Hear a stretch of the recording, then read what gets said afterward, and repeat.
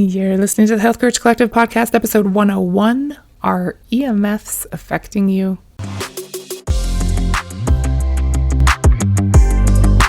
Welcome to the Health Courage Collective podcast, the show for women who are too busy to slog through hours of generalized, inapplicable, and often contradictory health information, but too smart to ignore that a few minutes of focused attention now can prevent years of suffering in the future. I'm your host, Christina Hackett, a pharmacist who doesn't want you to live on prescriptions, a certified coach specifically trained to maximize your potential, and a compulsive learner obsessed with preventative, cutting-edge, holistic, and integrative medicine. I'm on a mission to increase your physical and mental resilience so you can fearlessly look forward to your next 40-plus limitless years. Your time is now. Let's go. Hello, my friend, and welcome to another episode. Can you believe it is June already? How are you? I hope you're doing so great. How driven are you feeling? I hope it's just the right amount, not too much and not too little. It takes work to put in the reps, but having a purposeful life where you're going after what you've always dreamt of doing is so worth it.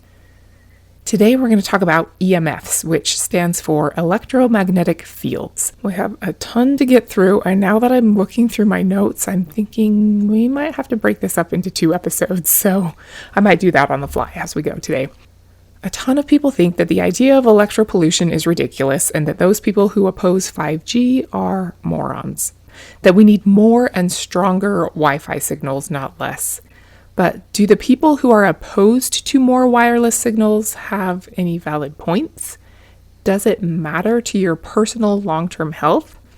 I'm sure you've heard that Arthur Schopenhauer quote many times before that says, all truth passes through 3 stages. First, it's ridiculed. Second, it's violently opposed. Third, it's accepted as being self-evident. I think it's true in the case of electropollution. You can decide what you think, and more importantly, what, if anything, you want to do about it. I grew up in the 80s and 90s. We had a TV in the living room, obviously a fridge and a dishwasher and a toaster in the kitchen. When I was a little older, I had a blow dryer and a curling iron, and we eventually got a computer in the basement. That was about it. Not a ton of electrically powered items. I can't think of anything I had that needed to be charged, and definitely nothing wireless. People I knew had cordless phones. That was pretty cool, but we didn't. Compare that to my kids, and I don't even think I could name all of the electric devices in our house. So many things need to get charged regularly. My phone, my Oura Ring, my smartwatch, my Lumen metabolism monitor, my car, my computer, my camera batteries. My kids have drones and hearing aids and who knows what else that all need to get charged. And tons of things communicate wirelessly around the house and they need Wi-Fi. Our phones and computers, my scale, the thermostat, that thingy that collects data from the microinverters connected to our solar panels, our smart light bulbs, Google Home speaker, smart TV. Our home is relatively unintelligent, but there are definitely houses whose fridges, dryers, coffee makers, window coverings, robot vacuums, and more all connect to Wi-Fi regularly. It's pretty cool, honestly. What do you think is the coolest electric device around you? You probably listen to this on your phone, like with wireless earbuds, would be my guess. Those are pretty cool. I got my dad one of those electric photo frames that we can add pictures to from our phone anytime, and that's been pretty fun. Obviously, phones and computers can do some crazy cool things these days. They seem especially cool after taking that trip down memory lane from my childhood when I thought it was cool when I got a calculator that didn't need its batteries changed. Wow. Or dot matrix printers with the tracks of holes on the sides of paper. Remember those? So of all the cool electrical gizmos that we have that make our life better, there's one wireless smart electrical device that makes your life possible at all. The scientist Harold Saxton Burr first used a voltmeter to test the electromagnetic field of the human body in 1936. He said electricity is the way nature behaves. There's an organic electrical computer in your skull that runs everything you experience via electrical signals. Feeling hunger, pain, smelling a flower, moving your calf muscle, instructions that tell your finger to heal your paper cut, And certainly the beating of your heart are all electrical instructions. When your heart pumps electrically charged blood through your circulatory system, the process creates an electromagnetic field that surrounds your body and can be scientifically measured. Most of the information in this episode, and the next one if I decide to break it up into two parts because we're getting tired, comes from the book Zapped by Anne Louise Gittleman. The chemical balance in our bodies is reliant on our electrical balance. And if our electrical balance is off, our health and chemical balance gets off.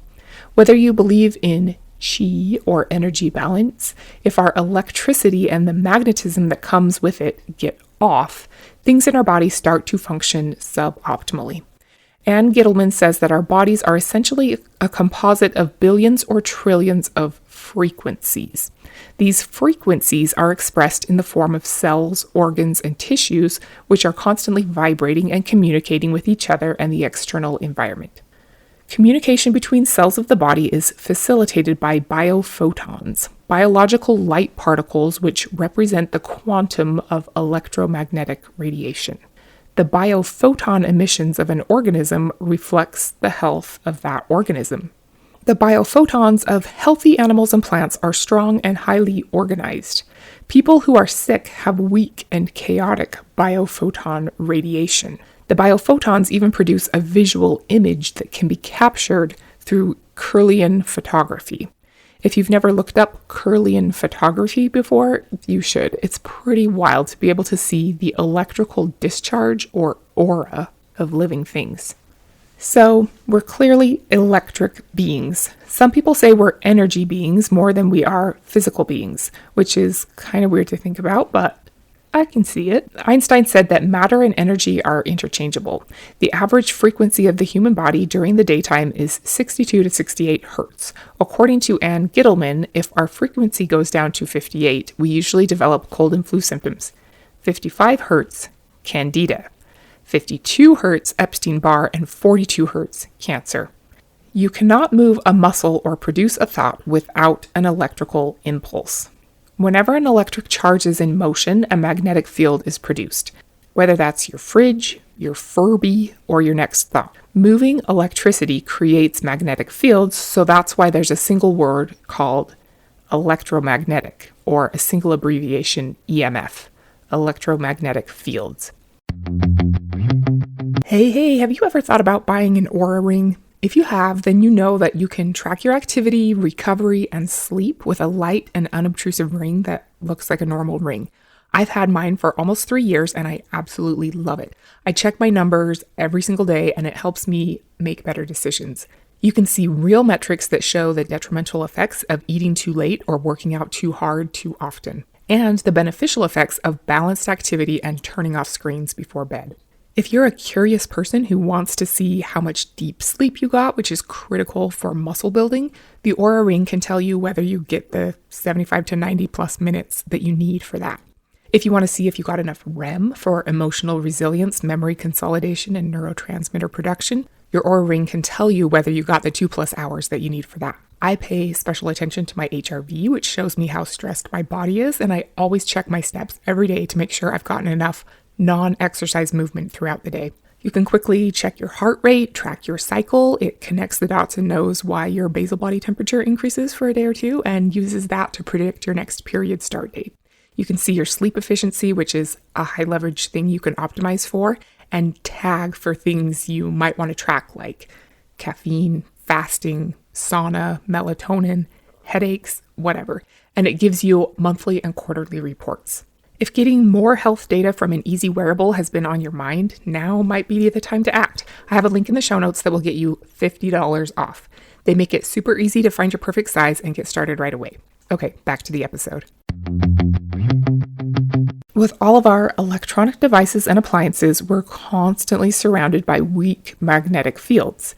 The question is whether that's a bad thing. Most people think it's a non-issue, like how I feel about celebrity gossip. Who cares? But there isn't a ton of good data, or the data that there is being suppressed, depending on how pessimistic you are. When something is invisible and smellless, tasteless, soundless, and the effects it causes are varied and a little bit nondescript, it's pretty easy to ignore. But ignoring something that could be potentially making you less resilient to stress is not a good plan. Some electromagnetic frequencies support healing. I've never used a PEMF mat before, PEMF or PEMF, some people call it, but I'd like to. Too bad they're so expensive. I have this super painful neck shoulder issue as I'm writing this. Not exactly sure what it's all about, but I really wish I had a PEMF mat right now. I was just Googling acupuncturists too. I gotta do something. Anyway, delivering certain frequencies of electricity can help the body to heal. The earth pulses at 10 hertz naturally, which we're evolved to do very well with. 40 hertz supposedly lowers inflammation, 50 hertz delivers pain relief, which is what I need right now. Cartilage needs 157 hertz. It gets confusing because hertz is a measure of frequency, like how many cycles per second the wave oscillates, but the strength of an electromagnetic field is measured in milligauss. 2G to 4G cell phones emit radio frequencies of 0.7 to 2.7 gigahertz, and 5G cell phones use up to 80 gigahertz. A gigahertz is 1 billion hertz. And remember, the Earth is naturally vibrating at 10 hertz. So your cell phone radiation is not the frequency that makes your cells happy. Our body naturally picks up on the presence of electromagnetic fields, and even low-level EMF exposure, measured in the milligauss, can rupture cell membranes, which spills calcium ions out into the extracellular space and garbles cellular messages, disrupts normal cell division, and creates oxidative stress. Glutathione is your master antioxidant. You want as much of it around as possible. It gets depleted when there's a bunch of oxidative chaos happening in your body, which is good because that's its job. But if you can't replenish it quick enough, the damage can't be repaired or averted, as the case may be, and things start going haywire. EMFs of 900 megahertz decrease the production of thyroid hormones. I didn't actually look up the footnote in the Zapped book and pull the scientific study, but Ann Gittleman says that a study has shown that cancer cells are more resistant to destruction by the immune system, and they grow 24 times faster in the presence of EMFs. EMFs have been linked to autism, ADHD, and learning disabilities, as have a ton of other things. I don't think it's the number one factor by any means, but the idea is that the leaking calcium ions from the ruptured cells produce random scattered impulses leading to extra brain firing called hyperactivity. There are also specific impairments like the mirror neuron system, which is affected in autism, and the ability to concentrate and remember. It's crazy. And there are some sad studies giving monkeys short-term amnesia and making cows crazy. Well, the cows weren't targeted for a study. They were just exposed to EMFs from power lines, and they suddenly became twitchy and defiant, and they produced significantly less milk. It was weird. You can get way more into it than this, and if you already are and have some wisdom to share, please contact me and let me know. I'd be super interested to learn from you. But I'm going to boil it all down to my simplistic way of thinking about it. EMFs are an additional low-level stressor to your body. We can handle certain amounts of stress. We want to be good at handling a certain amount of stress, but we're designed to have short periods of stress interspersed with long periods of recovery. EMFs introduce a low-level stress that almost never goes away, unless you frequently remove yourself from the modern world. If you do, good for you. If we use up our coffers of stress management magic dealing with our EMF exposure, we're more vulnerable to all the other crap that the modern world throws our way. Medications, plastics, cosmetics, your mother-in-law, traffic, desk jobs, a bad night of sleep, whatever. I just see it as an addition to your stress load, which decreases the amount of other stress that you'll be able to manage before the camel's back breaks, so to speak. So I figure if I can lower that constant background physiologic stress and make myself harder to weaken, I'd prefer to do that. But I haven't had the horrible experiences that some people have, so I'm not as nutso about it as some people are or need to be. There are some interesting stories in the book Zapped about people with some pretty extreme symptoms from EMF exposure. Canary in the coal mine type of people. One big culprit is dirty electricity. I didn't even know anything about it, but apparently it can be a big problem. Everyone's electrical stuff that is always plugged in can cause irregular high voltage spikes in the power coming into your house, which can cause fatigue, depression, headaches, pain, ringing ears, high blood glucose, dizziness, confusion, memory problems, and trouble sleeping. Dirty electricity is much more common if you're the last house before the power substation. You can get devices to test for and filter out dirty electricity. If you're just an average Jane like me who wants to enjoy her life and not alienate her family while still making sure you're extra hard to kill, what's the best plan? It's up to you to decide what you want to do, what will make your life better both now and in the future, but here are a few ideas to consider. It's probably worth your time to sit down, metaphorically speaking, you could be walking or doing dishes or whatever, and think about what kind of electropollution you're exposed to on a regular basis. You want to kind of electro-feng shui your environment, meaning consider where you physically put your body most often and try to engineer the lowest levels of EMF there. Like your bed is a great place to start. Then where you work, where you relax. Let's say you start with your bed, your desk chair, and your couch. What electric items are near there? Wiring in the walls, electrical outlets, power strips, ceiling fans, appliances. Is your desk chair right next to a copy machine? Is your couch directly on the opposite wall of your fridge? It really is worth thinking about. The more distance you can put between your body and the electric device or appliance, the better. Don't put your laptop directly on your lap if you can avoid it.